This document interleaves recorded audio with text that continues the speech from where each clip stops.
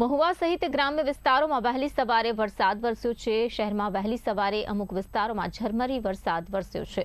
ભર ઉનાળે વાતાવરણમાં પલટો નોંધાયો છે। ગરમીમાંથી લોકોએ થોડીક રાહત અનુભવી છે। ગરમી વચ્ચે નેવાધાર વરસાદ વરસતા ગરમીથી રાહત। ક્યાંક ઝરમર વરસાદ તો ક્યાંક નેવાધાર વરસાદ વરસ્યો છે।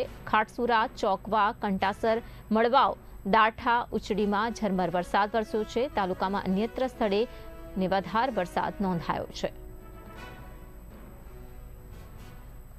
તો મહુવાના દ્રશ્યો છે। મહુવામાં પણ વહેલી સવારથી જ વાતાવરણમાં બદલાવ નોંધાયો છે અને વરસાદી વાતાવરણ સર્જાયું છે। ધીમી ધારે વરસાદ વરસતો જોવા મળી રહ્યો છે। નેવાધાર વરસાદ નોંધાતા ગરમીથી લોકોને રાહત મળી રહી છે। મહુવા સહિતના ગ્રામ્ય વિસ્તારો જ્યાં વરસાદી માહોલ જોવા મળ્યો છે।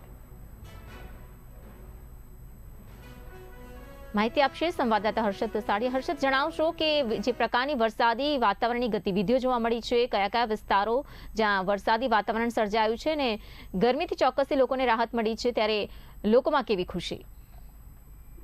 ચોક્કસ પ્રમાણે આમ તો જણાવી દઉં કે હવામાન નિષ્ણાત અંબાલાલ પટેલની આગાહી મુજબ જે વરસાદની જે આગાહી કરી હતી કે ચોમાસું જે બેઠવાની જે ગતિવિધિ ચાલુ થઈ ચૂકી છે, ત્યારે મહુવા પંથકની અંદર જો મહુવા પંથકની વાત કરવામાં આવે તો મહુવા શહેરમાં પણ જો વહેલી સવારે જ અમી છાંટા જેવું એટલે છાંટા કર્યા હતા અને થોડો ઝરમર જેવો વરસાદ વરસ્યો હતો અને રોડ પણ ભીંજાઈ ચૂક્યા હતા। અને ગ્રામ્ય વિસ્તારોની જો વાત કરવામાં આવે તો ગ્રામ્ય વિસ્તારોમાં જે ચોકવા, ખાટસુરા, કંટાસર તેમજ દાઠા, કોટડા જેવા વિસ્તારોની અંદર પણ અત્યારે વરસાદ વરસ્યો છે। તેને કાંઈક ને કાંઈક નેવાધાર જેવો વરસાદ એટલે વરસ્યો હતો, તેને લઈને કાંઈક ને કાંઈક ગરમીમાં અત્યારે રાહત જોવા મળી રહી છે। કાંઈક ને કાંઈક અત્યારે લોકોમાં પણ ખુશીનો માહોલ એક જોવા મળ્યો છે, કારણ કે અસહ્ય ગરમી અને ઉકળાટ બાદ જે વરસાદ વરસતાની સાથે લોકોમાં એક ઉત્સાહભેર આનંદ જોવા મળી રહ્યો છે।